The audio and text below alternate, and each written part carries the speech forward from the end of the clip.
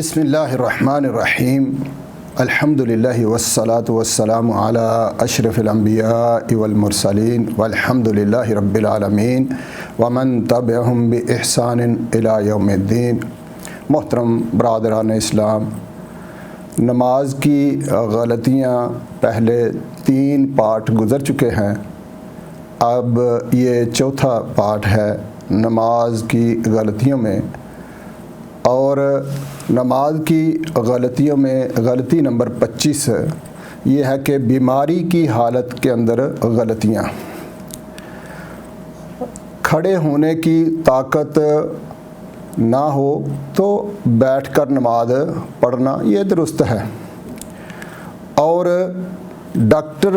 کچھ لوگ اس کے اندر کیا غلطی کرتے ہیں کہ ڈاکٹر نے اگر منع کیا ہے کہ سجدہ اور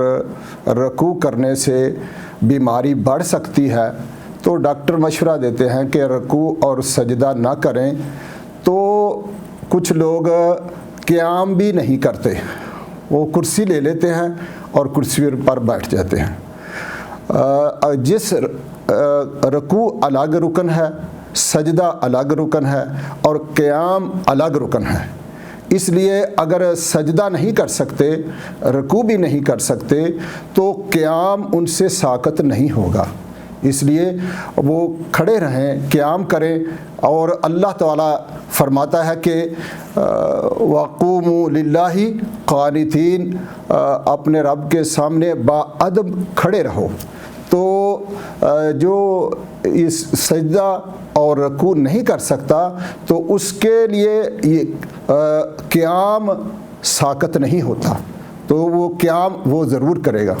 تو اس نے یہ کہ یہ کچھ لوگ رکوع اور سجدہ نہیں کرنا، ڈاکٹر مشورہ دیتا ہے کہ مت کریں کہیں بیماری بڑھ نہ جائے، تو وہ قیام بھی نہیں کرتے، تو یہ درست نہیں ہے، یہ بہت بڑی غلطی ہے۔ غلطی نمبر 26، کچھ لوگ جب امام کی عدم موجودگی میں، امام موجود نہ ہو اور یا کہیں سفر میں صحرا میں ہوں، تو کسی بچے کو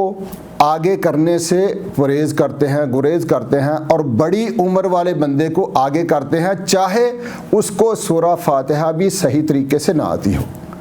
اس کے متعلق نبی کریم صلی اللہ علیہ وسلم نے جو فرمایا ہے، حضرت سعید خدری رضی اللہ تعالیٰ عنہ فرماتے ہیں کہ نبی کریم صلی اللہ علیہ وسلم نے ہمیں فرمایا کہ تم میں سے کوئی جب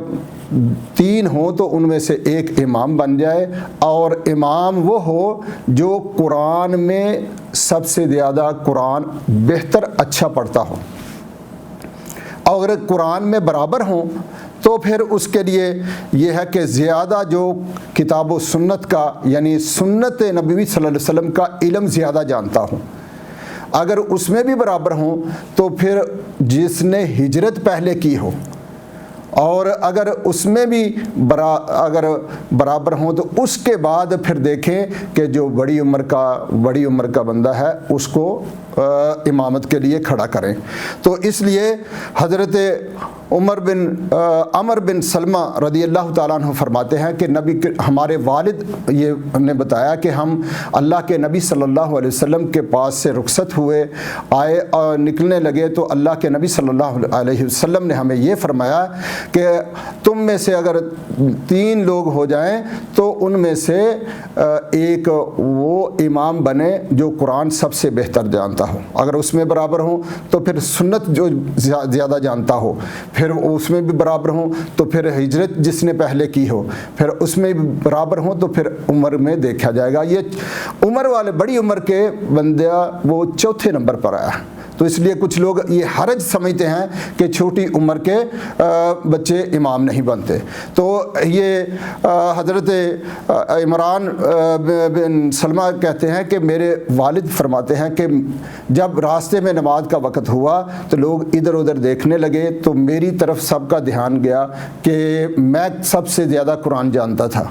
تو مجھے امام بنایا گیا، اور میری اس وقت عمر 6 سال یا 7 سال تھی۔ تو اس لیے علماء کمیٹی نے یہ فتویٰ دیا ہے کہ جو بندہ بچہ عقل اور شعور اور سمجھ بوجھ رکھتا ہو تو اس کو امام بنایا جا سکتا ہے، وہ اگر قرآن بہتر جانتا ہے تو اس کو امام بنائیں۔ غلطی نمبر 27 کہ مسجد کے اندر باوقار اور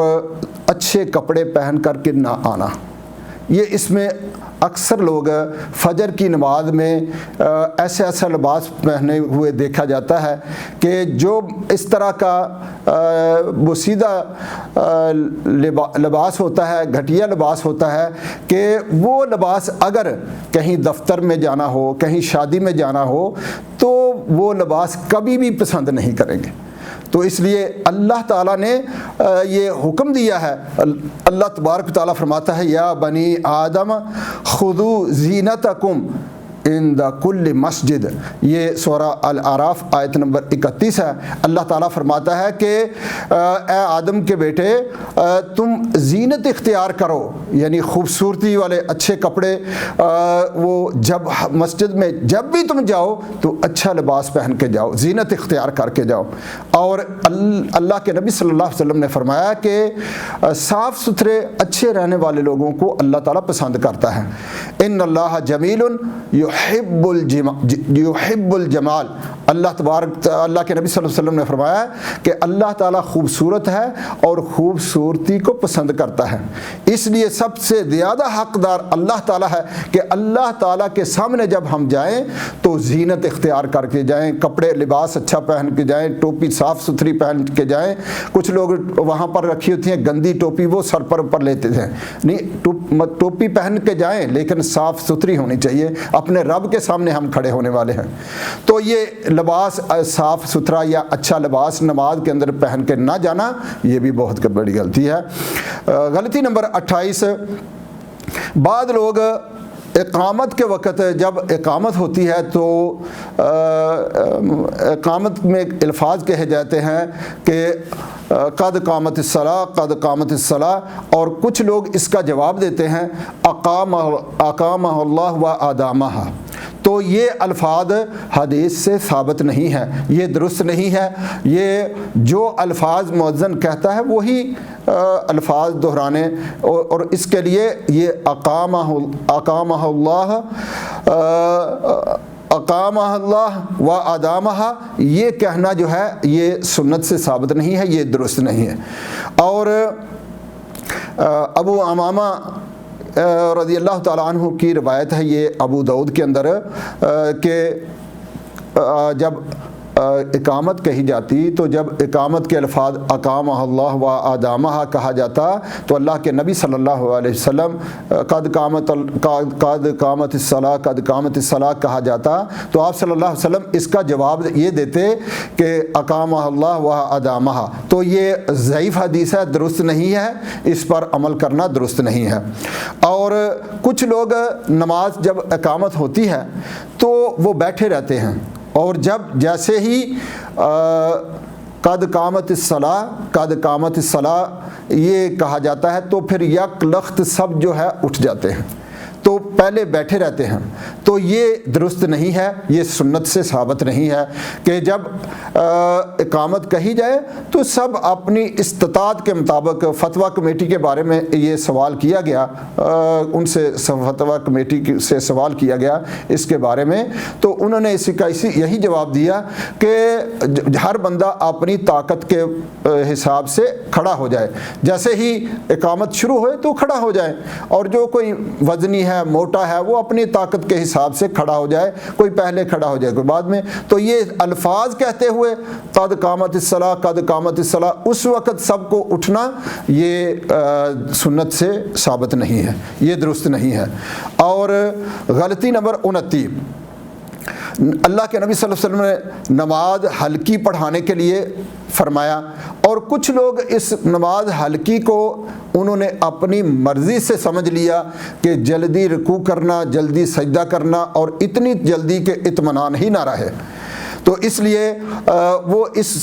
حدیث کو بنیاد بناتے ہیں کہ حضرت معاذ بن جبل رضی اللہ تعالیٰ عنہ نے جب وہ نماز پڑھائی اور لمبی قرات کی تو ان کی سرزنش کرتے ہوئے اللہ کے نبی صلی اللہ علیہ وسلم نے فرمایا فتان فتان فتان، آپ لوگوں کو فتنے میں ڈال رہے ہیں، یا فاتن فاتن فاتن 3 مرتبہ کہا کہ آپ لوگوں کو فتنے میں ڈال رہے ہیں، تو یہ آزمائش اور مصیبت میں ڈالنے والا کلمہ ہے۔ تو اس سے سمجھتے ہیں کہ بہت ہلکی نماز، اور اپنی طرف سے اس کو سمجھ لیا ہے کہ رکوع بھی جلدی اور سجدہ بھی جلدی۔ اب اس کے متعلق مختصر نماز کیا ہے، نبی کریم صلی اللہ علیہ وسلم کی نماز ہم دیکھتے ہیں کہ یہ اپنے گمان پر مختصر کرنا درست نہیں ہے۔ حضرت انس رضی اللہ تعالیٰ عنہ فرماتے ہیں کہ نبی کریم صلی اللہ علیہ وسلم جب سمع اللہ لمن حمدہ کہنے کے بعد کھڑے ہوتے تو اتنی دیر کھڑے رہتے کہ ہم یہ سمجھ جاتے کہ آپ شاید بھول گئے ہیں۔ یہ ہلکی نماز ہے، یہ اللہ کے نبی صلی اللہ علیہ وسلم پڑھا رہے ہیں، اور اتنی دیر تک کھڑے رہتے، اور اسی طرح دونوں سجدوں کے درمیان بھی اسی طرح اتنا وقت لگاتے، اور آپ پورا حق دیتے نماز، آپ پورا نماز کو، پورے ارکان کو پورا حق دیتے تھے، قیام کو، سجدہ کو، اس میں اعتدال کرتے، اور آپ صلی اللہ علیہ وسلم امت پر بہت ہی شفیق اور رحم دل تھے۔ اللہ تبارک تعالیٰ نے نبی کریم صلی اللہ علیہ وسلم نے سے فرمایا، آپ کے بارے میں فرمایا بالمؤمنین رؤوف الرحیم، آپ صلی اللہ علیہ وسلم ایمانداروں کے لیے شفیق اور مہربان ہیں۔ تو آپ صلی اللہ علیہ وسلم کا رکوع کیسے ہوتا تھا؟ رکوع میں بھی اتنا وقت، رکوع کے بعد کھڑے ہونے میں بھی اتنا وقت کہ حضرت انس رضی اللہ تعالیٰ عنہ فرماتے ہیں کہ آپ اتنی دیر کھڑے رہتے کہ ایسا محسوس ہوتا کہ آپ بھول گئے ہیں۔ تو اسی طرح 2 سجدوں کے درمیان بھی اتنا ہی وقت لگاتے۔ اور نمبر 30، غلطی نمبر 30، عورتوں کی نماز، عورتوں کا نماز میں انتظار کرتے رہنا کہ پہلے مردوں کی نماز ہو جائے تو پھر ہمارا نماز کا وقت شروع ہوتا ہے۔ تو یہ غلطی ہے۔ عورتوں کے لیے جب اذان ہو جائے، نماز کا وقت شروع ہو جائے، تو مردوں کی جماعت ہو یا نہ ہو، ان کے لیے نماز کا وقت شروع ہو جاتا ہے۔ تو ان کو یہ انتظار کرنا کہ پہلے مردوں کی نماز ہو جائے تو پھر اس کے بعد ہم نماز گھروں میں پڑھیں گی، تو یہ درست نہیں ہے، بلکہ ان کا جب اذان ہو جائے، نماز کا وقت شروع ہو جائے، تو ان کے لیے یہ مشروع ہے، جائز ہے کہ وہ اسی وقت وہ نماز ادا کر لیں۔ تو ان کو مردوں کی نماز کا مکمل ہونے کا انتظار کرنا یہ درست نہیں ہے۔ اس لیے اللہ تعالیٰ سے دعا ہے اللہ تعالیٰ ہمیں صحیح نماز، قرآن و سنت پر عمل کرنے کی